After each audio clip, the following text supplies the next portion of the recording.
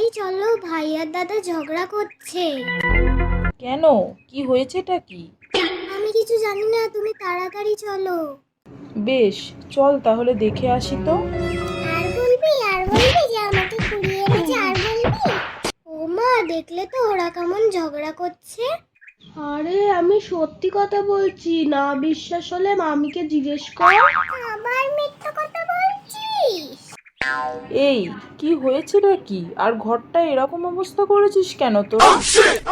ও মা, লজেন্স দাদা বলছে নাকি আমাকে কুড়িয়ে এনেছে। কি? তাহলে সত্যিই কি আমাকে কুড়িয়ে এনেছে? ধুর পাগল, কে বলেছে তোকে এইসব বাজে বাজে কথা? ওই তো লজেন্স দাদার বিয়ের ফটো দেখতে দেখতেই তো আমায় বললো। তা কি বলেছে তোর লজেন্স দাদা, একটু শুনি তো।